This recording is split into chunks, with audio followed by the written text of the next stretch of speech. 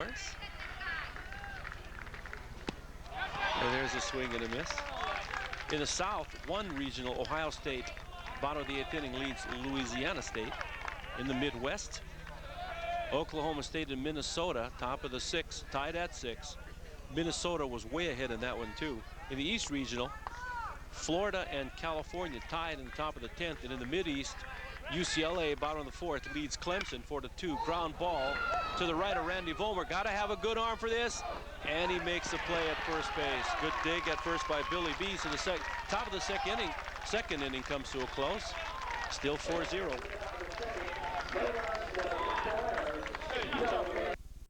Introducing the TV rule of thumb. Trying to find out what to watch on TV can be a challenge. Flipping channel to channel wastes energy and can make you feel droopy, like this guy. It puts a strain on your thumb and could put it out of use for good. Save your thumb for more important tasks like hitchhiking or plugging a breached dam. So revive your thumb with lasting relief and flip to the Southeastern Channel for all types of programs.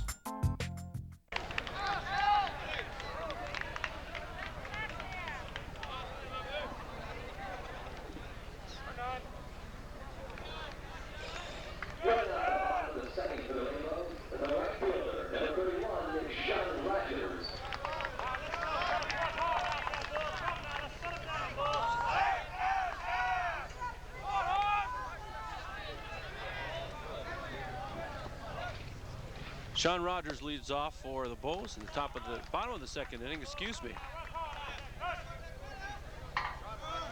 Rogers, the right fielder. Now, throughout the year, Rogers, who led the team in RBIs, has been very streaky when he gets hot and he's got that swing down. I mean, he can really put it in play and with some authority. As he takes the strike one, 2-1 now.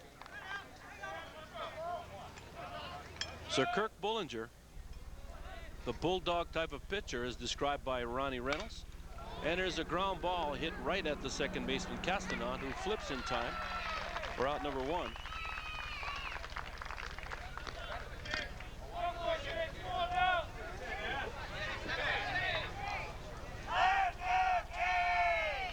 And that's going to bring up Kenny Harrison. Harrison still wearing his pants very high at the leggings area. As a tribute to all the Portuguese people or people of Portuguese ancestry who have played the game.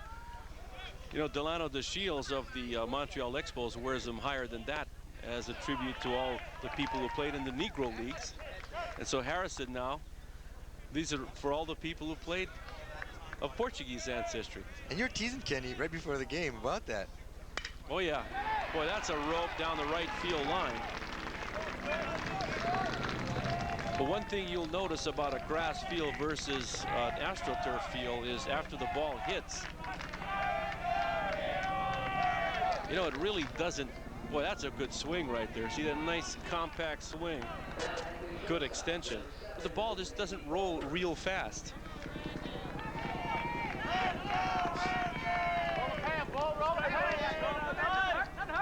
Second hit now for Hawaii, and that'll bring up Randy Vollmer. Vollmer, the shortstop, who concluded the top of the second inning with a good fielding play. One of the things the scouts will look for is whether the shortstop can go to his right and make this throw. This is one of the tough throws for a shortstop to make, and Randy Vollmer, with the aid of a friend, Billy B., makes the play. So you see Bullinger's breaking ball, Ronnie, not necessarily. I mean, he's in between a curveball and a slider, and the term for that is a slurve. Slurve. And he doesn't look overpowering. He's not real fancy. He just keeps the ball down in the strike zone and makes you swing at pitches that he wants you to swing at, not what you want to swing at. A bunt attempt, that's foul. I like that idea right there. Bows need base runners. The third baseman, Elliott, was playing about 2 steps behind the bag.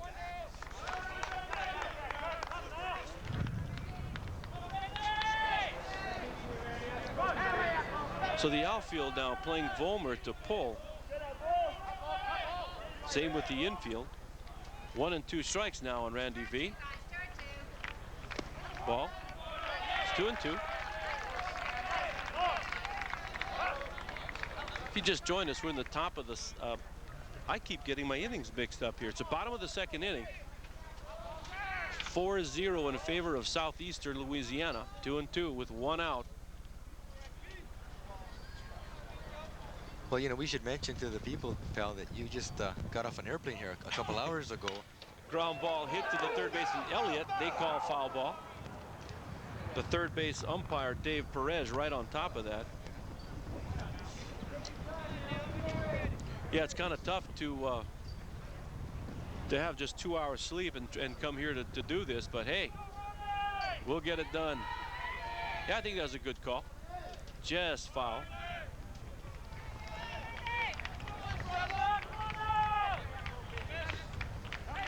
So the count remains 2 balls and 2 strikes to Vollmer. Vollmer in the 7th spot in the order. And another ground ball foul. So Randy Vollmer having a good at bat. He's testing Kirk Bullinger.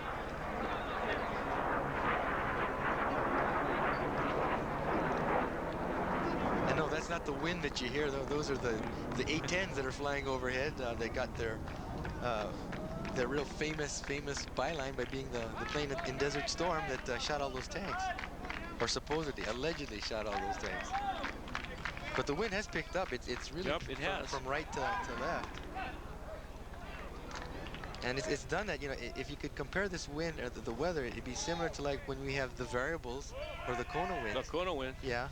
For this field, usually they say the wind will come northwest, huh? Yeah, so the best we can describe in Tucson is Kona winds. Kona winds. Yep. Swing and a miss. That's strikeout number 3 for Bullinger. And I'm sorry, pal. Go ahead. And again, you know, he's showing him a pitch that looked, and let's see if it's true, out of the strike zone, that he makes you swing at. His pitch, not the pitch that you want to swing at. Well, you can see the movement on that fastball, how the bottom kind of drops out of it near the end of the pitch. That'll bring up Scott Craven. That ground ball as Craven gets sawed. The shortstop Hughes makes a long throw in time. So Hawaii comes up empty in the bottom of the second inning with 1 base hit, and they leave a runner. The score is 4-0 Southeastern Louisiana.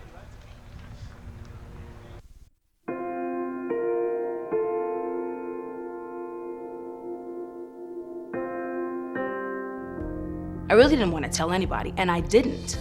Hiding sadness makes you more and more sad. If you're strong enough to just open your mouth, that's all it takes. The healing is in me and can also be extended to others. Giving voice to what you're feeling is part of the healing.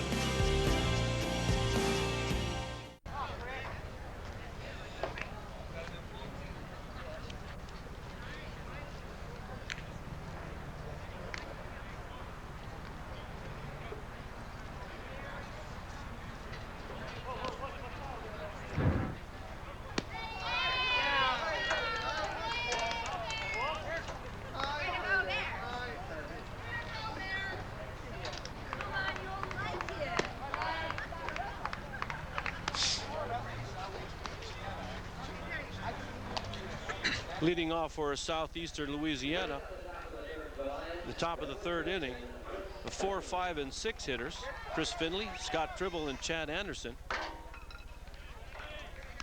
4-0 Southeastern Louisiana, 4 runs on 5 hits, no errors.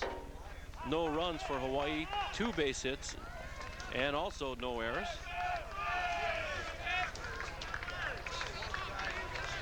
So Scott Carl, beginning his 3rd inning of work, had a little better second inning than he did at first. He had a very tiresome first inning through 37 pitches in all. That curveball in there for a strike. I think one of the good things now, if there is anything good for the Bows, is the fact that the bullpen is empty. So I think, you know, having been in the dugout and talking to Carl Furutani and to Coach Les, I think Scott says, you know, I'm all right, Coach, you know. and I think they understand that and they believe in it, and no one's in the bullpen as a consequence of that. And 3 curveballs in a row, Ronnie. First one was for a ball, and the next 2 got in the strike zone. So again, you know, what we talked about earlier is that Carl does have that ability to throw those pitches anytime he wants. And a line drive, base hit. The first one hit solidly. Rogers boots it. Finley ends up on second base. So the first error of the game has been recorded in the books.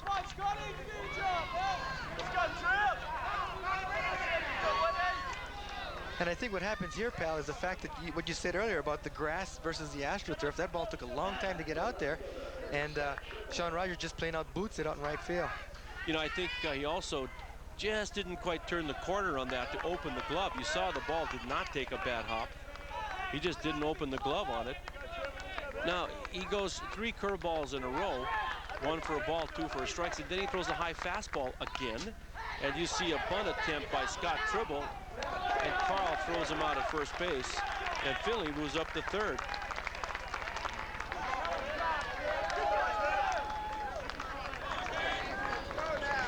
When I talked to Coach Martin yesterday, when we were waiting for the rain to go away so they could practice, he told me that he's the kind of coach that plays things straight to the vest. He says, I play by the textbook. I don't try to be too creative, a la Jim Dietz of San Diego State. But he said, you know, if I get in certain situations where I'm expected to bunt, I will bunt. Sure. If I come in situations that I'm expected to hit and run, I will hit and run. And I think most coaches in the country are like that. I mean, when you come right down to it. And the batter is Chad Anderson. The infield is drawn in. So the third time, Ronnie, out of the 6 base hits, the third time that Scott Carl, with a 1-2 count, is coming with a fastball on the outside part of the plate that was up in the strike zone, and he gets hurt by it. Ground ball to the right of Craven, foul. Great idea, Chad. Way to go. Count is 1 ball and 1 strike. So textbook baseball right there. Base hit, E9. No outs, you move the runner to third base. Now, some people would have preferred not bunting, which really takes the bat out of the batter's hands. But what you do is you try to go to that side on a pitch you can do it on the outside half of the plate. But if you get something on the inside half, no outs, you know, and you're the 5th hitter like Scott Tribble was, hey, maybe you go big fly on the thing. Yeah, and what you create here, pal, is the fact that, number one, you've got 1 out with a guy on third. A ground ball perhaps can score him, or even a fly ball can score him, so you give yourself an opportunity, or even, you know, a rare scenario for Kenny Harrison, maybe even a pass ball can score him. Well, that's true. And also a 5, you see a fastball inside low, a 5 on that scoreboard looks, you know, a lot worse than the 4. I mean, if you're in the deficit column and you're looking, think, gee, that 5 runs, it doesn't look so good. I can get 4, but 5 makes it a little more tough now. Count is 3-1 to Anderson. Swing and a miss. Scott Carl showing the confidence in that pitch, throwing that hard curveball. Wouldn't be surprised to see that pitch right here. I mean, after all, that's been the one pitch he has not been hurt on.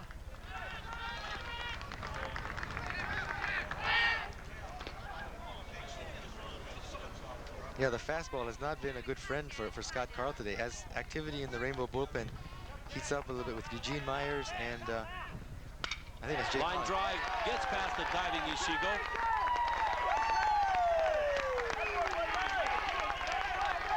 So the 5th run scores as Chad Anderson comes through with a big base hit.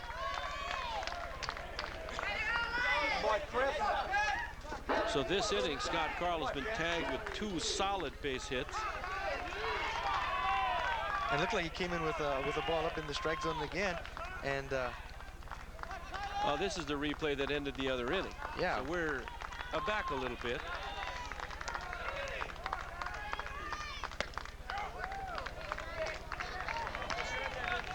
And batter is Kylie Hughes, who takes a pitch for a strike.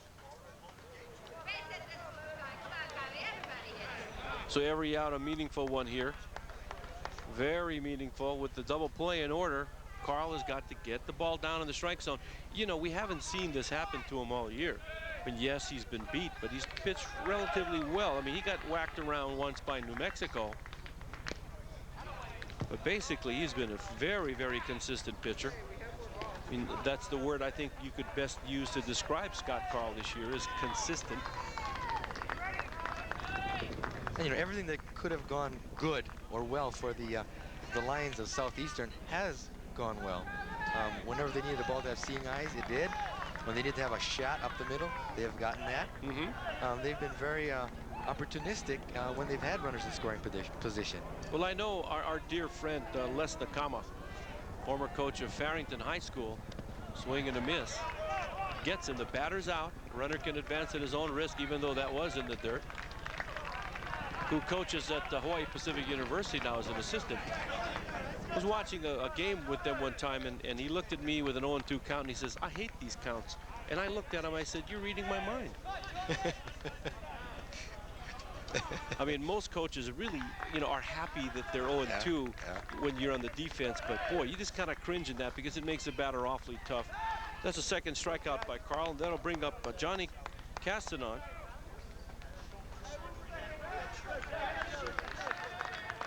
Castanon singled to right field in the first inning. Everybody got to bat the first inning. Count is 1-0. 5 runs on 7 hits now. Come on, Johnny.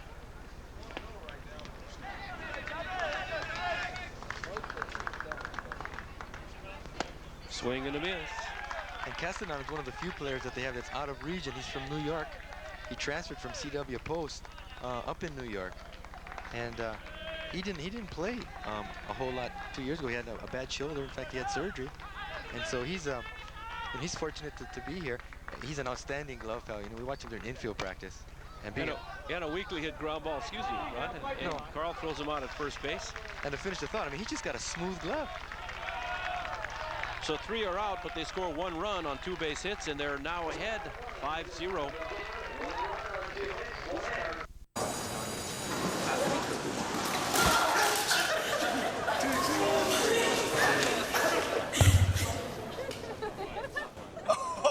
That's low. That's low. Look, he's blushing.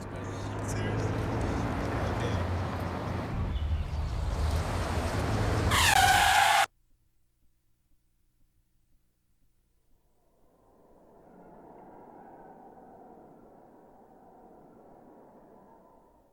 East region, Florida, Georgia Tech, and Texas A&M were victorious.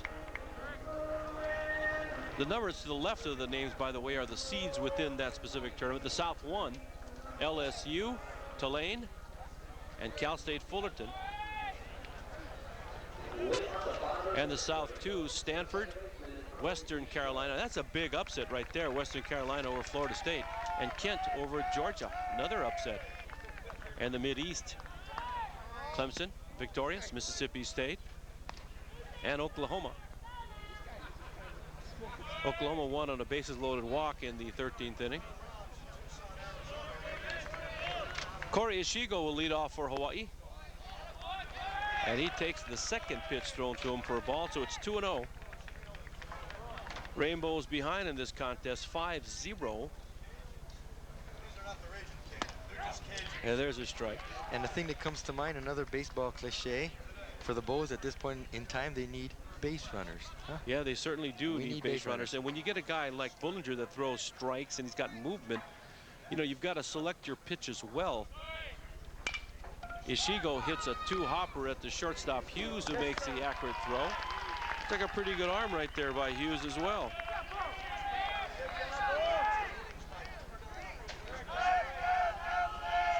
You know, we spoke during the break about what you need to do if you're Coach Murakami, to maybe tell these players about a sinker ball pitcher. And what would Pal Eldridge tell his hitters if you've got a sinker ball pitcher and you're chasing 5 runs? There's the matter, you guys, hit the ball. Now what you have to do is you really have to select your pitches well. You've got to try to go after him early in the count. If he throws you a fastball, you cannot take pitches that are down the middle.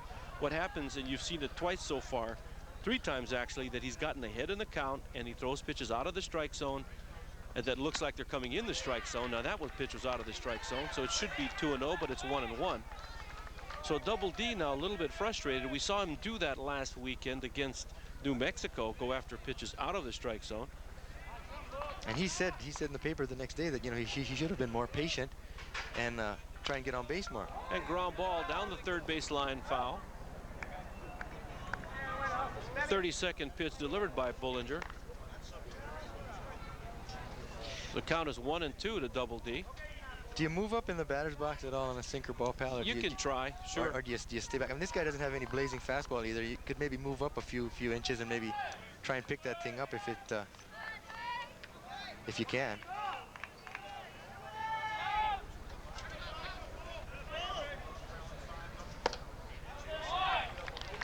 You know what you do by moving up in the box is you are taking that pitch at the smallest amount of its break. The farther back you are, like a curveball. You know, you have the bigger part of your break, the farther back in the box you are. And there's a high curveball. Daughtry goes down swinging. That's a 4th K.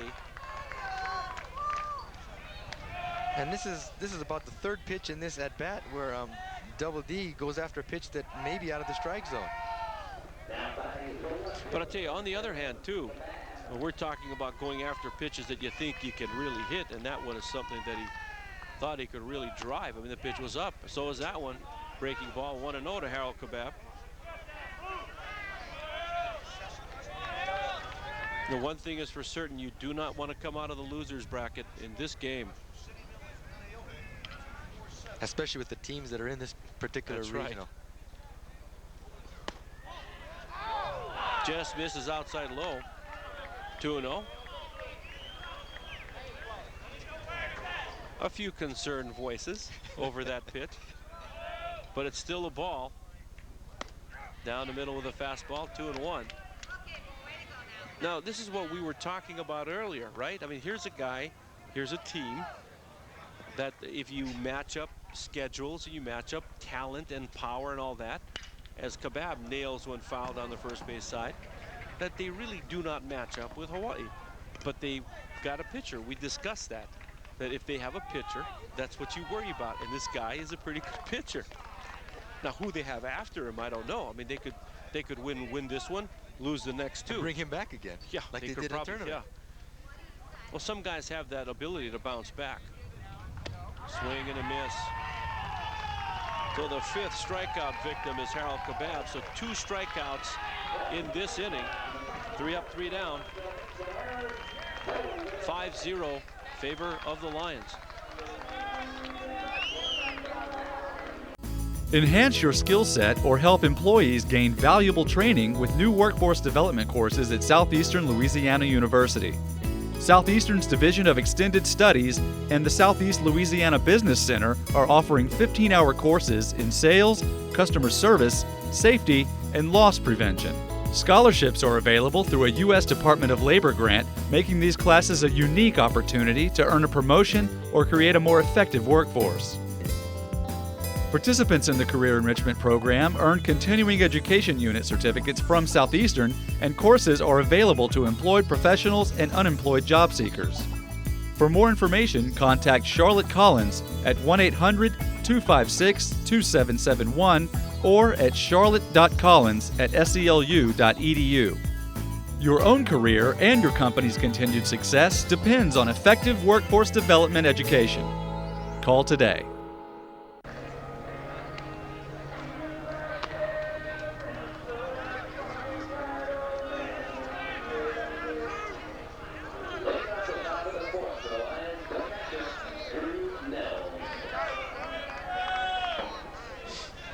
All right, you got it right here.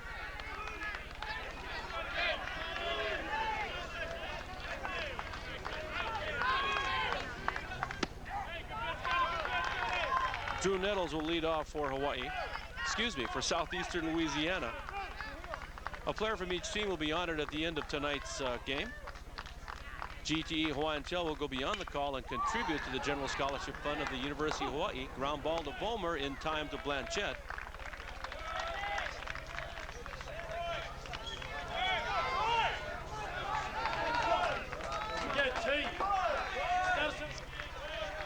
So that'll bring up the leadoff hitter, Troy Melanson.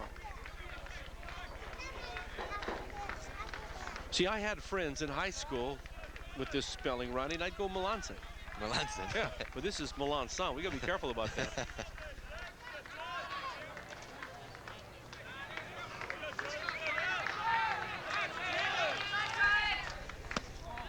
Just missing on the curveball.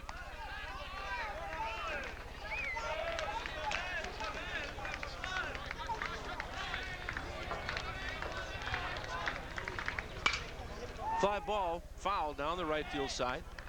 Now see, it was right near that bullpen. I mean, had it been maybe 15, 20 feet to the left, you know, Sean Rogers would have been right in the middle of that mound, and those mounds look real high. They are. I mean, let's go take a slide rule. I mean, you know, you're one of those smart guys that can figure out the slide rule and all that. And let's just try to measure that. That looks more than 10 inches. I mean, you could get a nosebleed going on top of that.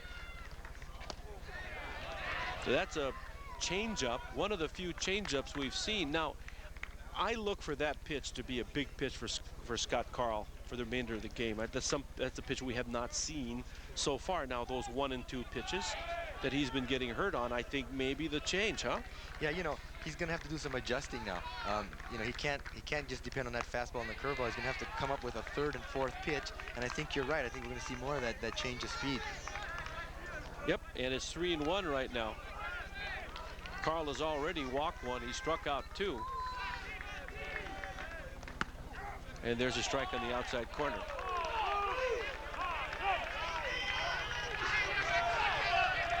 And you know what I like about Melanson? I just like the way he's got good control of his strike zone at the plate. He really has an idea where that zone is, and if it's not in that zone, he doesn't go after it. Well, look how far away he stands from the plate. He's way out there. So a guy like that now, when he stands so far away from the plate, he has to dive into the plate, which means that you can probably saw him pretty good if you throw him, you know, high under the hands. Watch what he does with that front foot.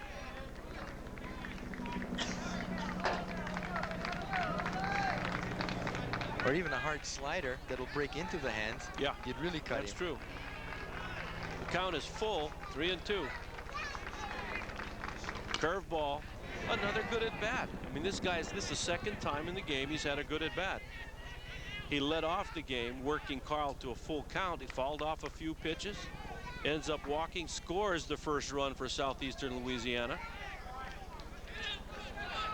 Now watch how he stands. Look how far back away from the plate he is. I mean, I know you're saying, nah, pal, that's not that far away, but look how close his heels are to the back line. And then the next time you get to a park, go do it yourself. You see what I mean? And there's a fly ball to center field.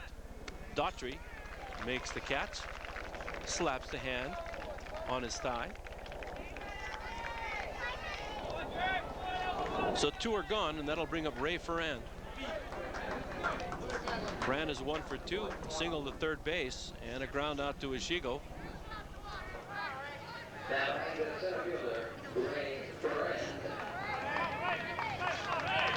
So a poor inning for Scott Karl to lead off the game, then a good inning, and then they get 1 run as they send 5 people to the plate in the third. So we'll see if he's establishing a bit of a pattern here. Good, bad, good, bad. So he's on his good swing here, huh? He's on the upswing right here. Or it's bad, good, I'm sorry. Bad, good, bad, good. 1-0. Swing and miss. I think he foul tipped it back into the glove of Harrison. 1-1.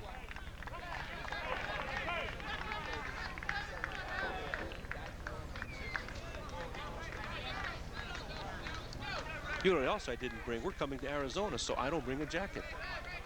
Well, that was good because it warmed up today. But now the wind is relatively calm. We don't have that cold wind that we talked about earlier. It's blowing, if any, straight out towards center field. Hey, listen, you were talking 49 degrees yesterday, right? We went up to the biosphere yesterday. That's just a little bit north of Tucson. To go and see that, and it was 49 degrees. And a changeup in the dirt. And a throw to first base. Gets the third out. Third strikeout for Scott Karl. 3 up, 3 down for the Lions as we move to the bottom of the 4th inning. 5-0, Southeastern Louisiana. We can all be energy savers. It's easy.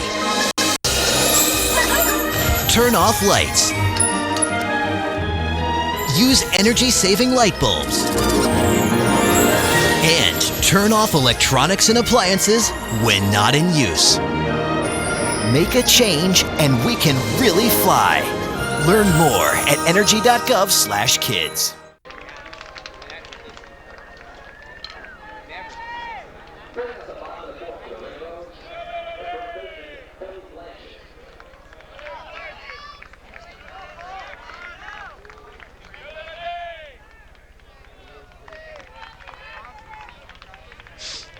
Oh, we're going to be way big.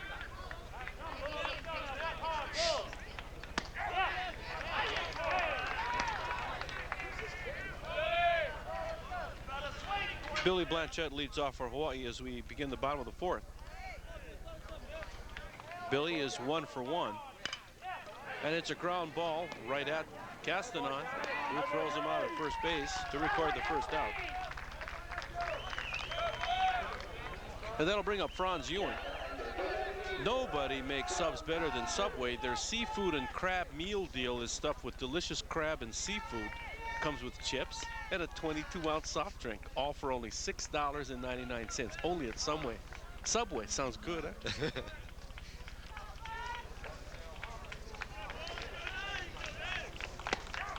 You know, pal, the Bows are running out of outs here, running out of innings. You know, they just need to get 1 or 2 runs. They don't need to get it all at once. Yep. What they need to do is just take a little nibble here, nibble there. And there's a line drive into left center field. The center fielder, Ferran, cuts it off, and the ball gets by him. Ewan takes the opportunity to get to second base. So base hit and an error. A single by Franz Ewan.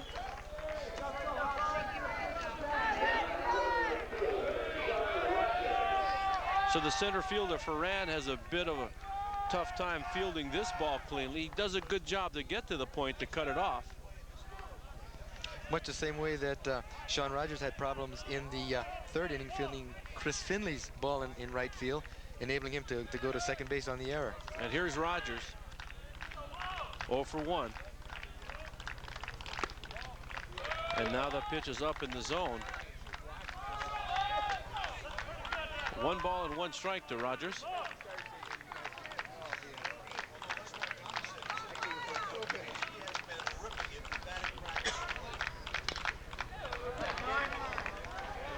A breaking ball, the slurve.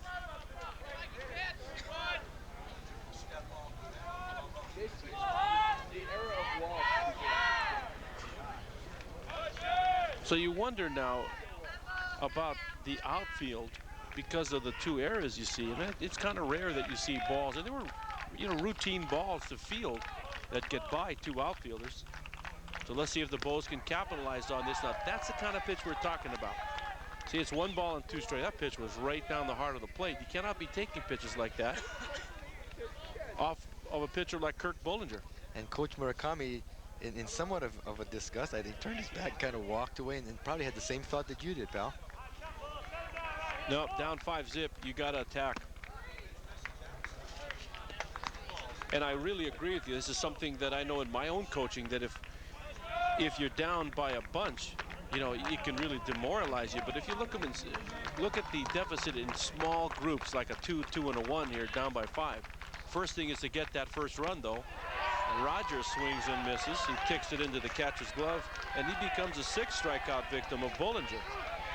Tell you what, Ronnie, I like this guy.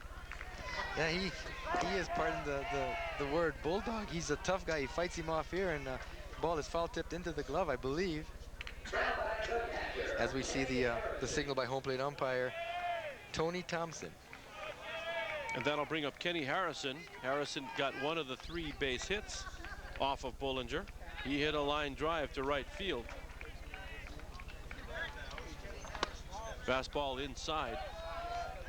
Now, if they start living on the inside corner to Kenny Harrison, I'll tell you, he's strong enough and he's got the quick bat enough to get the barrel around on that ball, and he can hit out of any park in the country. You do that to him. Now that pitch, good pitch down low. It's 1-1. And usually when you see a pitcher like this, pal, who has that good sinker ball, what they'll do is they'll pitch spots too. They'll bust them inside, and then they'll kind of sneak one away from you, bust one inside, and then sneak one away from you. There we see it again, out. Well, actually, it was in, out, and back in again. Back in, yeah. Although that wasn't on the extreme corner of the plate. That probably got the middle third of it. But it's definitely that he moves the ball around, never giving somebody the same pitch to hit. And now I'm thinking sinker ball. Ground ball to the left of Castanon on Mr. Automatic, throws him out at first base. So the Bows do have a moderate uprising in the bottom of the fourth, but come up empty. One run, no runs, one base hit, one man left on, and one error. And they're still behind 5-0.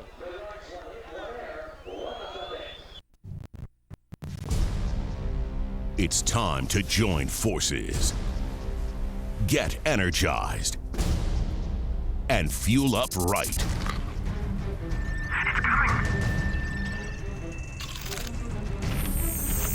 Because starting today, every kid in America has a mission.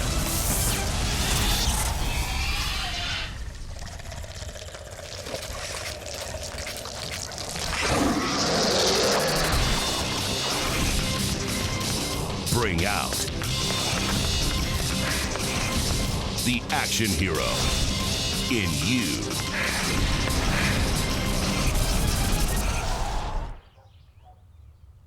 Be part of the greatest action movie ever. The first movie that puts you in the action. Show us how you train and eat like an action hero. Join in at actionheroalliance.com.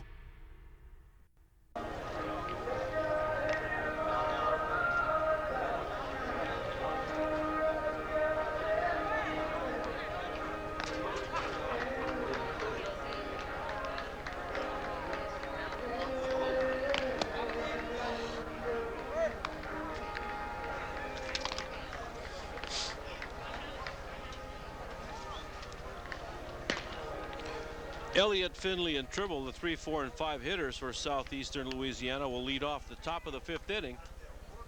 And they are in front, 5-0. Boy, the Bows have got a long way back here.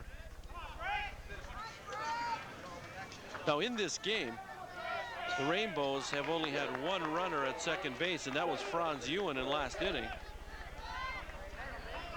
Bollinger pitching a great game, has given up just 3 singles. And there's a ball. It's 1-0.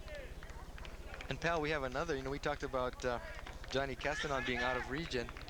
Greg Elliott is another person out of the region. He's from Vancouver, British Columbia. Ah, beautiful city. Actually, Delta. He went to Vancouver to school there. So Delta, are you familiar with Delta? I'm not, but he went to school in Vancouver, British Columbia. And as you said, lovely city. Yeah. Vancouver Island, Victoria. Victoria. Yeah. That's 3 breaking balls in a row. Ladder 2 for a strike. Now here's the count situation again. This is the count that's been hurting Scott Carl. Now, if the pattern continues, it's an outside fastball, which will be whacked to left field by Elliott. But let's see what happens here. I'm thinking change. Nope, fastball inside.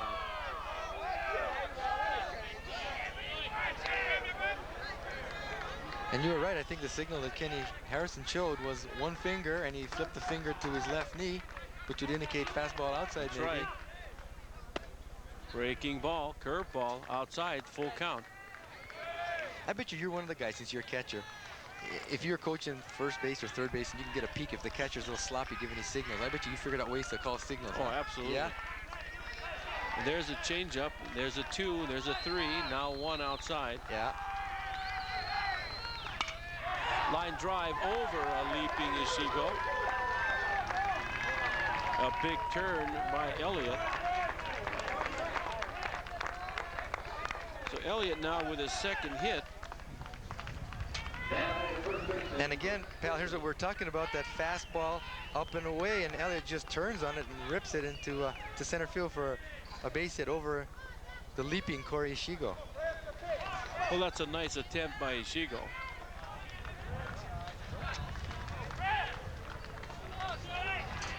Now that'll bring up the cleanup hitter, Chris Finley, the first baseman. 2 for 2 with 2 runs scored. And a high grounder to Ishigo, who bobbles, yet throws out Finley at first base. And on that play, Greg Elliott moves to second.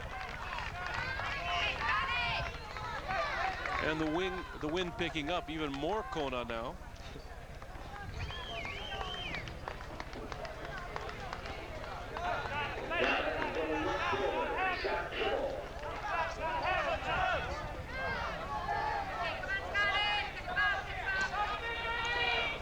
So the Lions have a runner in scoring position with 1 out. Tribble is 0 for 1 with a ground out and a sacrifice.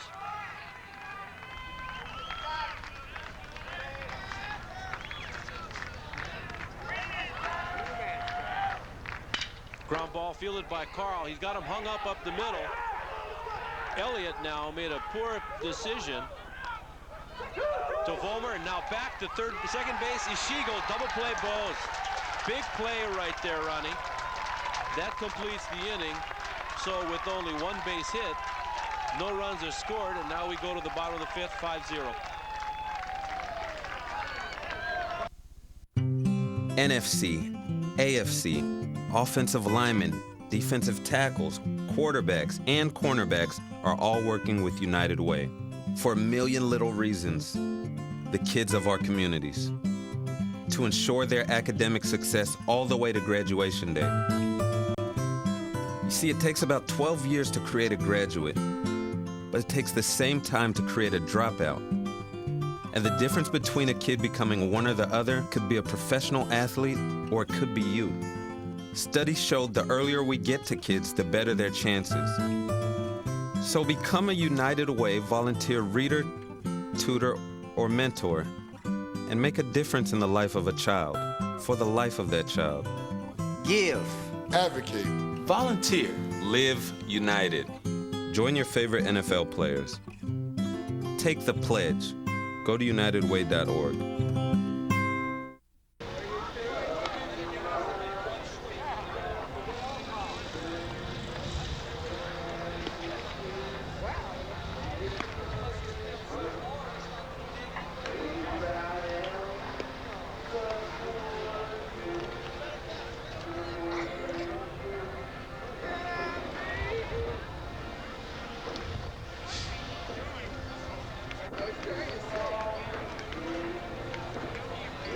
No, that is not the biosphere. The bottom of the 5th inning is upon us. And what they do here at Sunset Field is they'll bring the cart out, as you can see in the screen there, and they drag the field halfway through the game. Yeah, that's a nice touch. Don't need to do it at Rainbow. No. Now, to complete the top of the 5th inning, Randy Vollmer is involved in a pretty big play. You see the batter hit the ball, Tribble, right to Carl, who has the runner hung up now. So he gets Elliott 1 to 6, and good presence right here, and game savvy by. Watch the tag. Look at Ishigo. I mean, he just dives into that thing.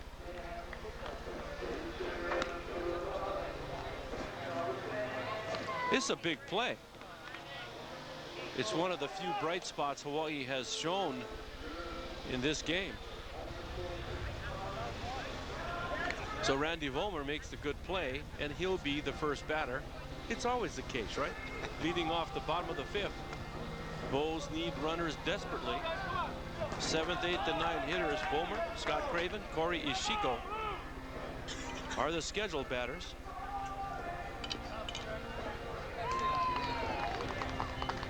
So the dragging has been concluded.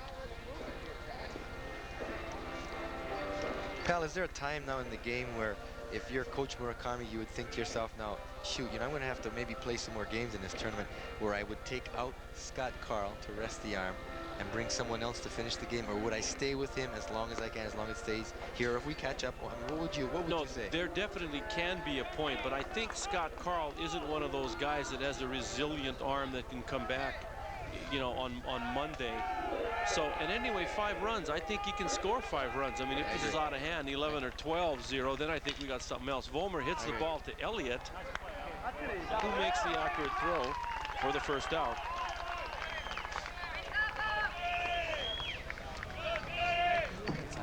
And Scott Carl's got the ice on the shoulder, and that means that he's through for the afternoon. He's done. He's through for the afternoon. Trainer Jason Gu is applying the ice and strapping it on. And here's Scotty Craven. He grounded out.